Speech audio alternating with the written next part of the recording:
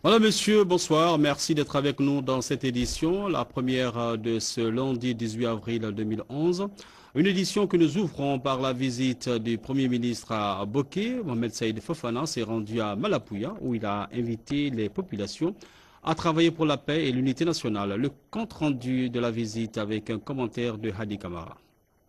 L'un des plus grands chantiers ouverts par le gouvernement est de garantir la paix sociale et renforcer l'unité nationale afin de construire une nation prospère et émergente. Ce qui explique la tournée du Premier ministre chef de gouvernement à l'intérieur du pays. Vendredi, Mohamed Seydou Fofana et la forte délégation qui l'accompagne ont emprunté la route de Madina Koloboto dans la sous-préfecture de Malapouya, préfecture de Boké, à 35 km de Kakandeville, dont l'accès est une véritable descente aux enfers.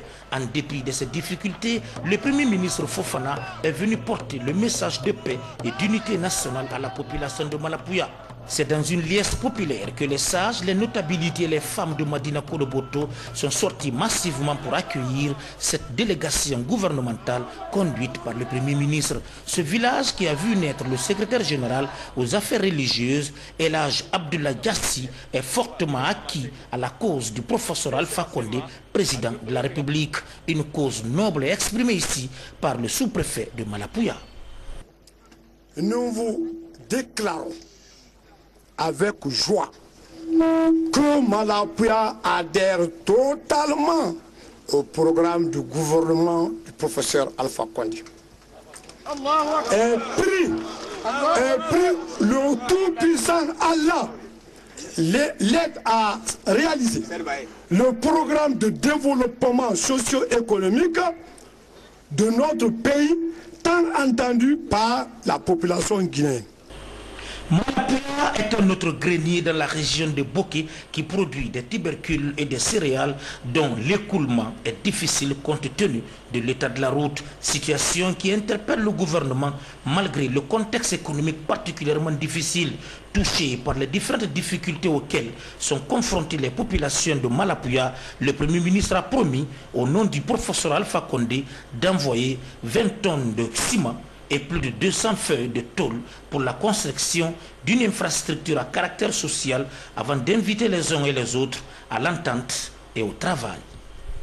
Élection bardang feu an wa matango atang alpha ba yandi kata oni roboro kala o ga fol na singema khina na ba atambara fendi lagine birim ba barato awa nanana wani kharira jandi alaba annabe hanakan yo na election kui odi oboroma lagne kosi fulamuna sanon maninkamuna sosomuna sende landuma muna sese muna o birim bara fendi nga hakerina na kuluna fenan na be ali so be inanan toma ondo ko mboro kon ndefi ne bore de khora ndefi ne bore tara ndefi ne bore compagnie la Alpha Condé o ke bar dinar de Allahu akbar ba man na wuyi Allah sabanna so usago o mbirin hawo mala o ngaka fo ama on tarambe Allah makandi imam bara falaya wona Allah makandi na Allah xam fi umma be na kan no mo wonna min de tore khora o malu na ha nyeto ngusuli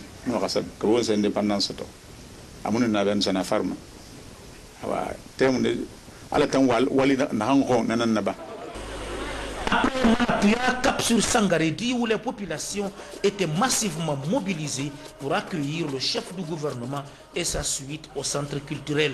Cette mobilisation et cette ambiance sur fond de communion d'esprit et de cœur marquent l'adhésion de la population de Sangaredi au programme de développement du président de la République, le professeur Alpha Condé, qui est toujours à l'écoute de la population à la base. Cela est éloquemment transmis par le tout nouveau préfet de Boké, Abdrahman Sow. Pour notre part, les Kakandeka me chargent de vous dire qu'ils ont compris le message, qu'ils ne seront pas les derniers au palmarès du changement. Je saisis l'occasion qui m'est offerte pour vous dire qu'à l'instar des populations de la Guinée, la ville de Boké, qui abrite la première entreprise du pays, la CBG, est privée d'électricité et d'eau potable, en plus des services sociaux de base que je viens d'indiquer. La priorité de Boké s'articule sur la nécessité de construire des routes pour le désenclavement de certaines sous-préfectures et des districts, ainsi que le bitumage de la voirie urbaine. Dans un langage franc, direct et clair, le Premier ministre Fofana a expliqué d'abord à la population de Sangaredi la nécessité de renforcer le tissu social, de combattre l'ethnocentrisme et le tribalisme avant d'exprimer la volonté du gouvernement de faire feu de tout bois afin d'améliorer le cadre de vie du Guinéen.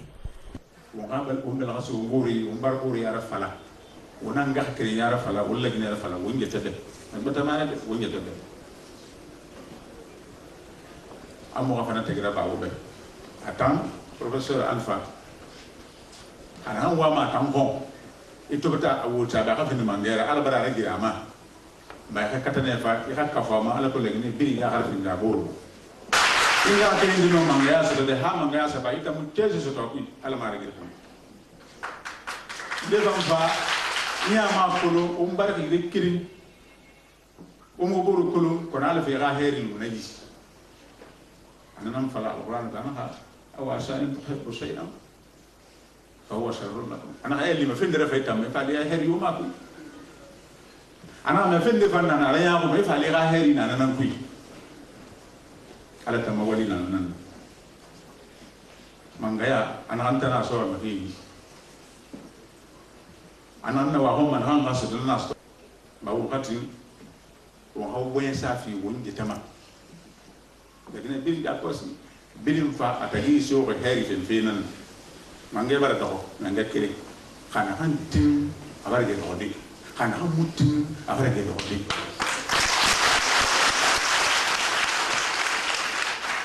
على كمبارجي نارم بين هم فيلم فاين هم مارجي يما غن هم على هم فما هيري لو يكوي على هم دي دولو اكوي على هم تا دولو اكوي خاتم دان دان نان غا كيري يارا ونافلا نانغي باتان تاندير وننا نبا ننا بوقي يقوم وننا با ننا فانغوبه ومبار توربي كم وانا هبل في غينيا انو فوديكي بروغرام يبار سا نا غينيا به انو نفوديكي به باسكو تور بيبي نا فابوريما اي تنن ليما سوغي تنن نابوما فونيكي تنن نابوما اكور de filimam va tenen man bebe man sandema ba développement afolo me tenen sigom nana to professeur Mahakala gouvernement Bartinara, on a fondé ça en place.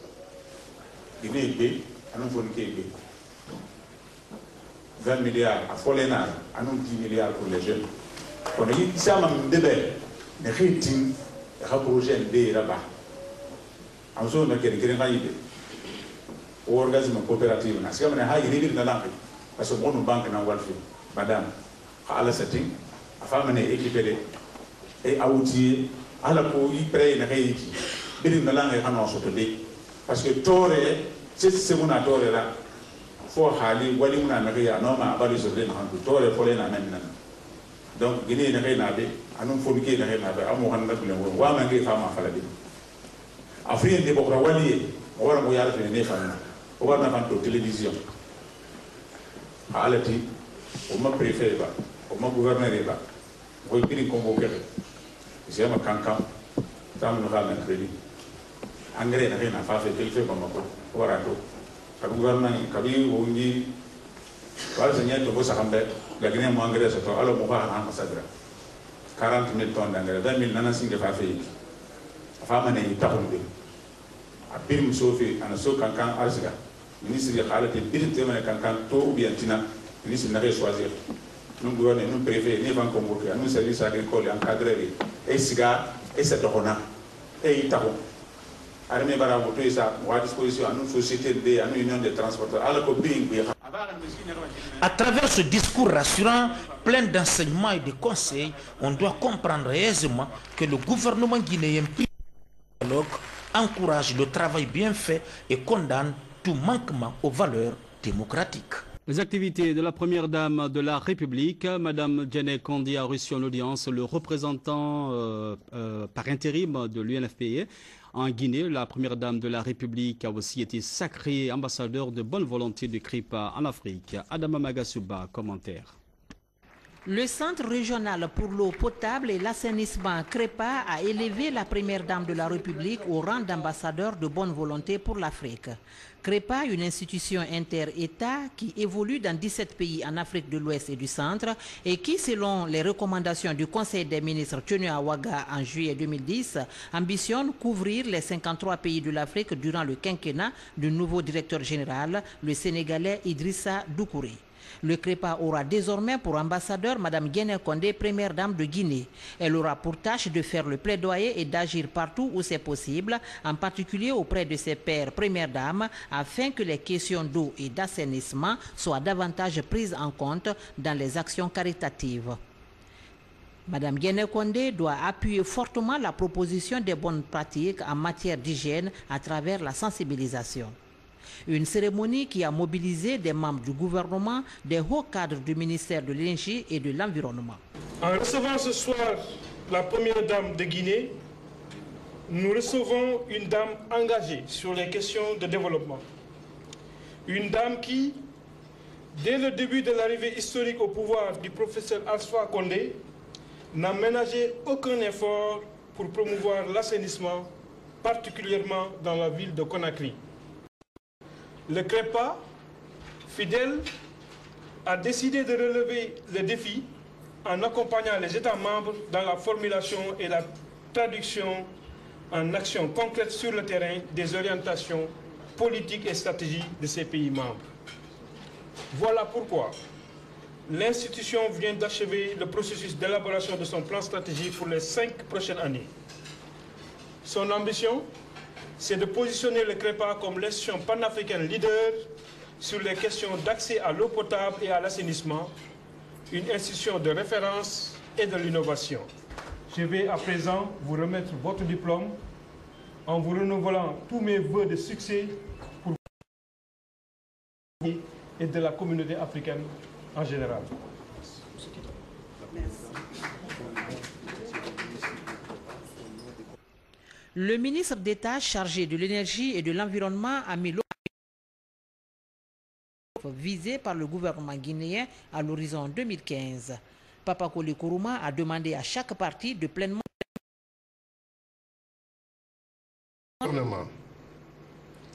est de porter le taux d'accès à l'eau potable à 90% de la population à l'horizon 2015. Avec en moyenne 50 litres d'eau par habitant et par jour en milieu urbain et 20 litres en milieu rural. Le gouvernement poursuivra également la réalisation des puits et forages dans les zones rurales. Nous avons, à travers cette ambition, la volonté de donner à notre pays beaucoup plus de chances pour l'atteinte des objectifs du millénaire pour le développement. J'invite donc le CREPA, au nom de mes pairs du Conseil des ministres, à faire jouer pleinement à l'institution son rôle d'outil des États pour l'atteinte des objectifs dans le domaine de l'eau potable et l'assainissement. Le nouvel ambassadeur de CREPA en Afrique promet d'encourager les institutions inter-États, les organisations internationales, la société civile et les ménages à mettre l'accent sur les questions d'eau et d'assainissement. J'ai accepté cette mission d'ambassadeur de bonne volonté car je mesure pleinement la problématique de l'accès à l'eau et l'assainissement et son impact sur nos populations, les femmes et les enfants en particulier.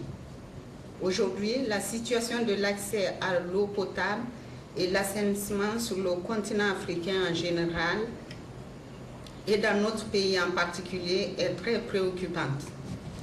L'insuffisance de couverture des besoins en eau et assainissement a en effet d'énormes conséquences sur la santé, particulièrement chez les femmes enceintes et l'enfant à bas âge.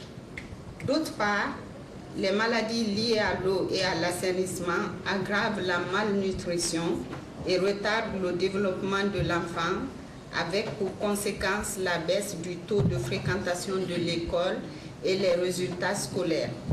La satisfaction des besoins en matière d'eau potable et d'assainissement relève le plus souvent de la responsabilité des femmes et des filles avec comme corollaire les problèmes de déscolarisation, de perte de temps pour la corvée d'eau. Les corvées ménagères, comme la collecte de l'eau, éloignent de nombreuses filles de l'école. Alors nous continuer à constater cette triste situation sans agir? Je crois que non. Il est temps pour nous de trouver des solutions et les solutions qu'il faut. La première dame de la République de Guinée est donc sacrée ambassadeur de bonne volonté pour l'eau potable et l'assainissement en Afrique. Toujours dans le cadre de ces activités, la première dame de la République a reçu en audience le représentant par intérim du Fonds des Nations Unies pour la population en Guinée. Accompagné de ses proches collaborateurs, Mahmoud Kaba est venu poser les jalons d'une collaboration potentielle avec Mme Guéné Condé. Pour le représentant par intérim de l'UNFPA, la première dame doit pouvoir aider à faire un plaidoyer auprès du gouvernement afin de mobiliser les partenaires autour des questions de population. Au sortir de l'audience, Mahmoud Kaba s'est dit très réconforté par cette rencontre fructueuse. Une invitation de la première dame au sujet de la création de sa fondation. Et elle nous a décliné effectivement les objectifs poursuivis par sa fondation et nous avons trouvé effectivement que certains objectifs recoupent avec le mandat du Fonds des Nations Unies pour la population, notamment sur la réduction de la mortalité maternelle et également sur le VIH-Sida. Donc nous avons discuté avec elle ce matin et je pense que cette discussion va aboutir à un partenariat et notamment avoir les hautes personnalités du pays pour, n'est-ce pas, faire la promotion de la réduction de la mortalité maternelle. Je pense que c'est quelque chose de formidable. Nous pensons que nous pouvons à l'extérieur mobiliser beaucoup de ressources pour que le programme guinéen soit soutenu par la disponibilité au niveau des centres de santé des produits en faveur des femmes. Lutte contre la propagation mondiale de la résistance aux antimicrobiens, c'est le thème cette année de la Journée mondiale de la santé. En Guinée, les festivités se sont déroulées à Farana. Les échos de ces cérémonies avec un commentaire de Seridou Keïra. Ce son matinal de la Tabala du Sankaran pour annoncer les couleurs de la célébration de la Journée mondiale de la santé 2011 ici dans la commune urbaine de Farana. Une journée qui met au centre de ses réflexions l'épineuse question de la résistance aux antimicrobiens. Il s'agit principalement des pathologies d'origine infectieuse se soldant pour la plupart par un échec thérapeutique. Une situation qui s'explique par l'utilisation des médicaments de contrefaçon par la majorité de la population.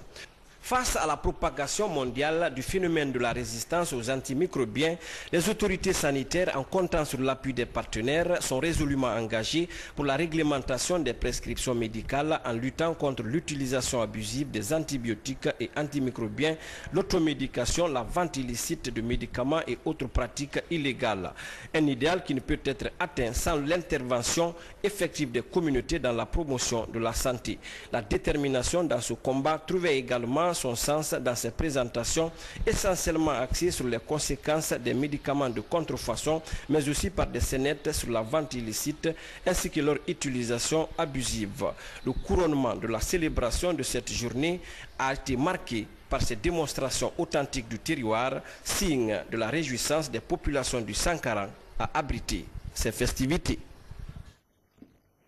Renforcement de l'effectif de la police judiciaire, un concours pour le recrutement de nouveaux agents est en cours.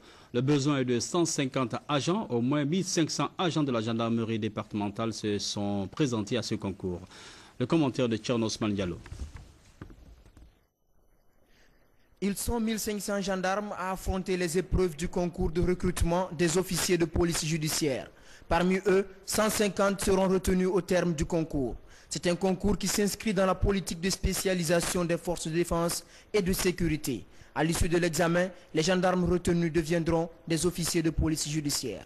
L'officier de police judiciaire se donne des éléments qui constatent les infractions à la loi pénale, rassemble les preuves et défère les malfaiteurs devant les cours des tribunaux chargés de les juger. Donc tout gendarme mérite avoir ce diplôme d'officier de police judiciaire, non seulement pour la pratique de ses activités, mais aussi savoir dresser les procès-verbaux. que ce soit en enquête de flagrant délit, que ce soit en enquête sur commission rogatoire, que ce soit en enquête préliminaire. C'est donc pour renforcer l'effectif de la police judiciaire guinéenne qu'a lieu ce concours d'une journée dans les villes de Conakry, Labé, Kindia, Kankan et Zérékoré.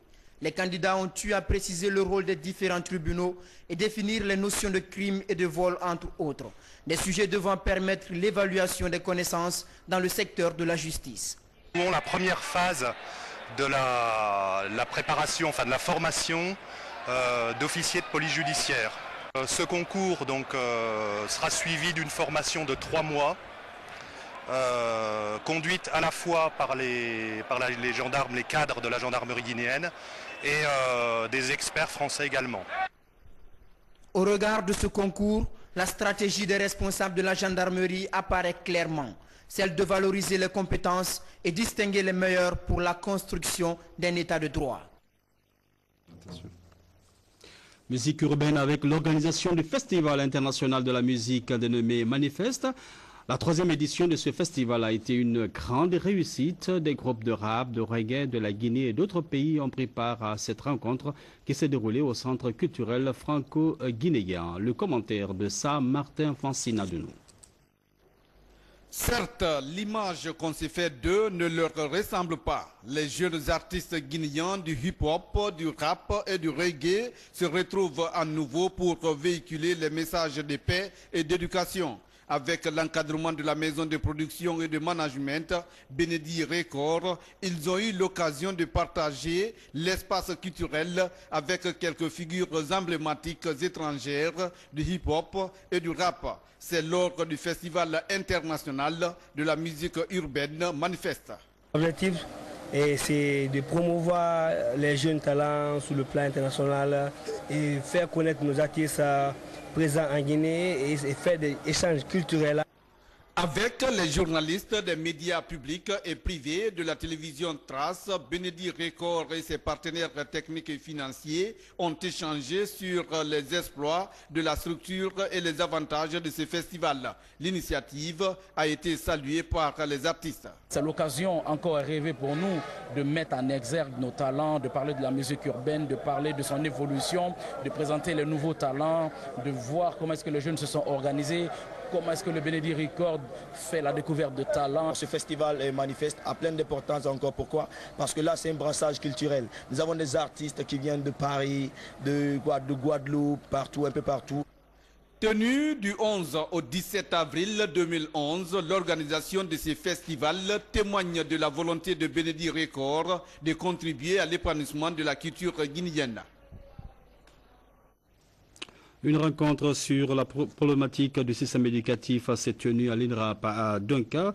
Il s'agissait du lancement d'un séminaire de formation des cadres du système éducatif afin d'outiller ces derniers en technique pédagogique et management. Le commentaire de Mohamed Kourouma. C'est dans le palais du 25 août, abritant le CNC, Conseil national de la communication, que la première édition de la Nuit des médias guinéens, appelée Diassador, a été organisée. 52 journalistes venus de la presse privée et celle des services publics étaient en course pour 16 prix en jeu, dont celui du journaliste de l'année 2010. Une minute de silence a été observée à la mémoire des journalistes disparus, particulièrement Lamba Mansaré et Abakar Lansana Kamara. C'est à la suite que l'organisatrice a, dans son discours, défini le nom de la cérémonie avant de définir le but du concours. Diassador, c'est le nom d'une source d'eau intarissable, nom dont a hérité un village se trouvant dans la préfecture de Kéréouani, en Haute-Guinée. Et puisque nous, des médias en quête perpétuelle d'information, partons toujours à la source, meilleur nom n'aurait pu être trouvé. La cérémonie de consécration Diassador que nous attendons pérenniser participe donc de la renaissance des mérites pendant qu'ils sont vivants. Plus besoin d'aligner toute une litanie d'hommages hypocrites à titre posthume. Aussi s'agit-il, à travers cette cérémonie, de favoriser l'émulation entre des hommes et des femmes des médias, toutes catégories confondues, en vue d'une qualification des métiers de la presse et de l'audiovisuel. La présidente de l'organe de régulation des médias en Guinée a quant à elle remercié l'organisatrice pour l'initiative. Martine Condé a profité de l'occasion pour rappeler aux hommes de la corporation au respect de l'éthique et de la déontologie qui régissent le métier du journalisme. Elle a aussi invité les femmes journalistes à s'impliquer davantage dans la bonne pratique du métier. Madame Médine, chère consoeur, en prenant l'initiative d'organiser pareille cérémonie, tu contribues à aider le CNC dans sa tâche de régulation en promouvant la libre et saine concurrence entre les médias et les professionnels de l'information et de la communication.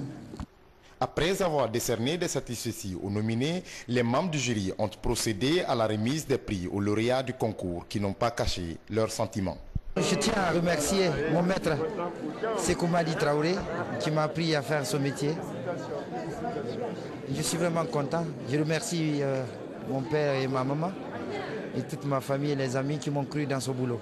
Je pense bien que cet événement a permis à certains ceux qui sont dans l'ombre, qui se croient peut-être cachés ou oubliés, d'être reconnus et sortis. Franchement, là, c'est très bon. Et coup de chapeau d'abord, surtout aux femmes aussi qui se sont investies dans cet événement, parce que je voudrais parler des deux dames aussi qui ont cherché à ouvrir d'abord ces maisons aussi de communication. Ce soir, vraiment, je suis très satisfait. Et ce n'est pas une fin en soi, c'est une invite aussi à une certaine amélioration et au niveau de ce que je fais déjà. Et donc, franchement, je tiens à remercier et les organisateurs et les membres du jury qui ont porté leur choix sur ma modeste personne. Le rendez-vous est pris donc pour l'année prochaine, une occasion de voir d'autres nouveaux talents remporter le prix de la consécration de Jassador. Voilà, c'était donc la remise de trophée au meilleur journaliste de l'année. On poursuit ce journal avec ce sujet religion. La grande mosquée de Dabola en rénovation. Cette vieille mosquée devrait être rénovée pour accueillir un plus grand nombre de fidèles. Le lancement des travaux a été présidé par l'imam de la grande mosquée Faisal de Conakry.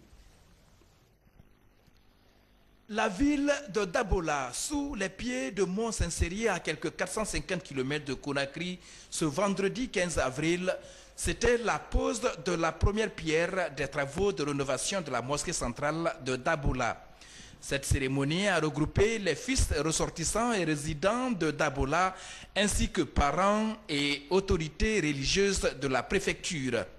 La mosquée, qui fait l'objet de rénovation, est construite pour la première fois en 1929 sous l'autorité de l'Almami Bokari Biro Bari, l'Almami de Konsandougou, chef de canton d'alors, par la population de Dabola. Almami Bokari Biro Bari, initiateur de la mosquée, avait songé construire cette œuvre près de la tombe d'un autre saint dont il ignorait la personne.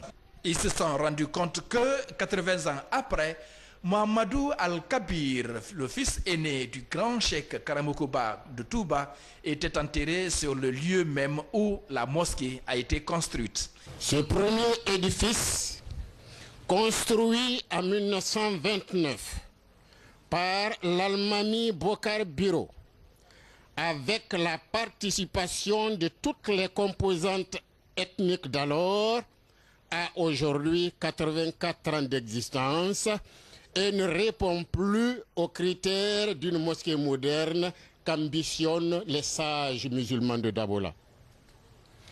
La couverture a été assurée en 1950 par l'Almami Agibou Bari. Les bénédictions de toute la population de Dabola vous accompagnent dans la réalisation à temps record de cette majestueuse mosquée désormais indispensable à une population en perpétuelle croissance, pratiquant de plus en plus la religion de notre prophète. La mosquée, qui sera bâtie dans quelques mois à une superficie de 44 mètres carrés sur 20, 2 minarets de 36 mètres de hauteur, un coupole central, un rez-de-chaussée comportant des salles d'exposition mortières, des bureaux, le tout pour une capacité de près de 4000 fidèles. Vous comprendrez aisément que le projet qui a été conçu correspond à nos ambitions pour Dabola et à la vision que nous avons de Dabola de demain. Les fils et filles de Dabola réunis à l'association dénommée ADED se mobilisent pour construire l'édifice dans un bref délai. Les travaux vont durer 14 mois selon l'entrepreneur. Un ouf de soulagement pour les nombreux fidèles de la localité. Il y a un an, deux jeunes journalistes, Lamba Mansari et Aboubakar Lansana Kamara, perdaient la vie dans un accident de la circulation. Un accident qui avait aussi emporté deux des plus éminents syndicalistes de notre pays, Dr Ibrahima Fofana et Mme Magbe Bangoura. Une cérémonie de lecture du Saint-Coran a été organisée pour saluer leur mémoire. Le compte-rendu de Salematou Kourouma. Lamba Mansari, Aboubakar Lansana Kamara, deux journalistes de la RTG qui ont trouvé la mort dans un accident tragique de la circulation sur la nationale Conakry-Fria alors qu'ils étaient en mission d'État avec les deux syndicalistes, Dr Ibrahima Fofana et Hadja Magbe Bangoura, qui ont également trouvé la mort. C'était le 16 avril 2010.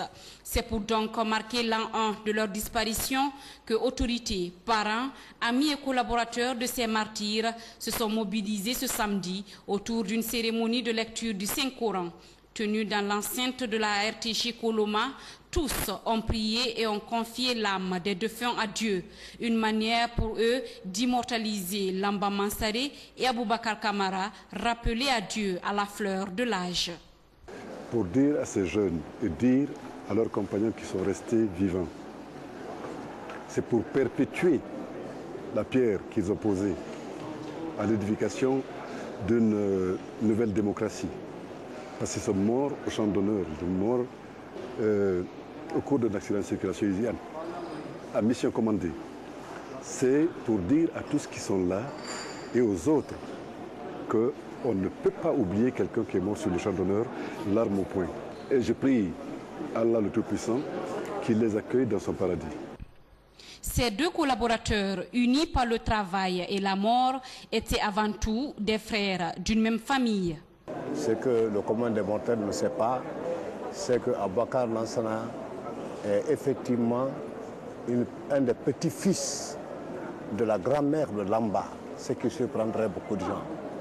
Et c'est ce qui est une réalité. Donc à vous, ces amis de la RTG, à tous ceux qui, par la foi et par la bonne volonté, ont bien voulu accepter d'organiser les présentes cérémonies, bon, nos remerciements les plus sincères.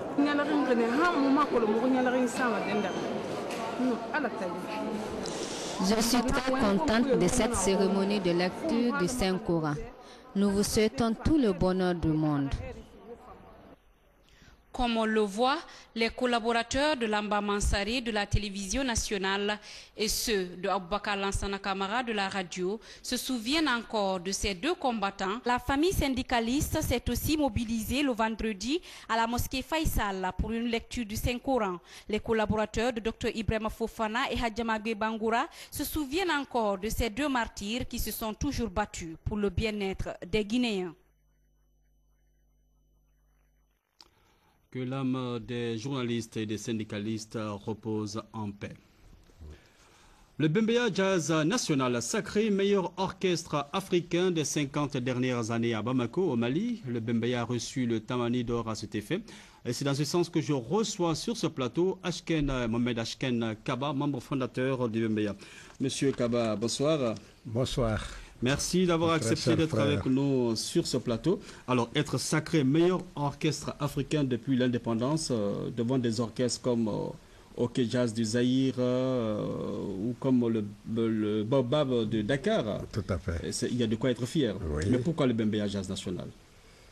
Peut-être c'est la persévérance de Bembeya Jazz dans le cadre de cette action. C'est-à-dire le Bembeya Jazz n'a pas évalué ça dans des gestes séparant l'estime des gens à leurs convictions.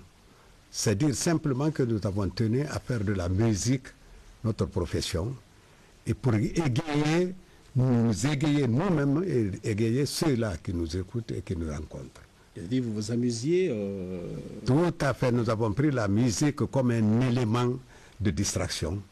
Nous l'avons converti ainsi, élément de distraction, et ça nous a servi à cela. C'est ce qui nous a permis de nous attirer la sympathie des uns et des autres. Vous avez un petit souvenir des orchestres avec qui vous rivalisiez en ce moment-là? Bon, nous n'avons pas eu de rivalisation parce que le président, à l'époque, ne nous a pas donné cette idée. Non, avec les autres Africains. Avec les autres Africains, on n'avait pas le temps. On dise on est quand même en compétition. Oui, mais avec les autres orchestres, on n'avait pas le temps de compétition avec eux parce qu'on n'allait pas chez eux et ils venaient rarement chez nous. Mais vous serviez ensemble l'Afrique. Nous avons servi dans des kiosques. De part à part, nous avons servi. Pour être mieux écouté, mieux accepté, mieux apprécié. Tout à fait. Ouais. Et vous en êtes beaucoup dans cette évolution. Je voudrais parler des radios et des télévisions à l'époque. Alors la RTG aussi se met à la danse avec son émission À tout cœur qui va célébrer donc ses 50 ans du Grand Bembeya. Oui. Ce sera d'ailleurs le 20 avril prochain, c'est-à-dire mercredi. Oui. Alors, ça vous dit quoi que la RTG se mêle à la danse? Alors ça me donne même des larmes de satisfaction que Bembeya soit à ce stade encore aujourd'hui. Dites-vous que nous devons être heureux. Je ne suis pas le seul à apprécier cette douleur de joie. Et l'initiateur de cette cérémonie, M. Mohamed Lamine Souma, qui est donc reporter à la télévision nationale, a choisi comme marraine de ce grand événement la veuve du président Ahmed Sékou Touré, Hadja André Touré, Maman Hadja André Touré. Oui, qui est la mère de Bembeya. Oui. Maman Hadja André Touré, c'est la mère de Bembeya. Expliquez-vous un peu plus. Je m'explique parce que nous étions très liés à notre président.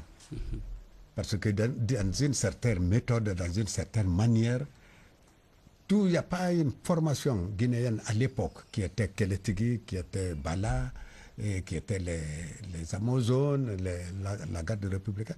Il n'y avait pas une formation qui n'avait pas son parrain. À l'époque, presque. Parrain et marraine, chacune des formations en avait. Nous, on n'avait ni parrain ni marraine.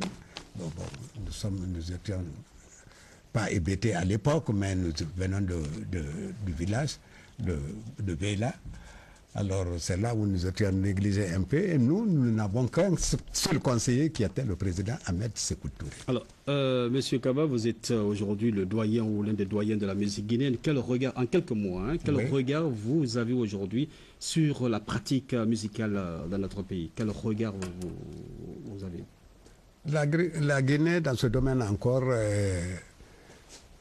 en notre supériorité sur beaucoup de formations africaines aujourd'hui.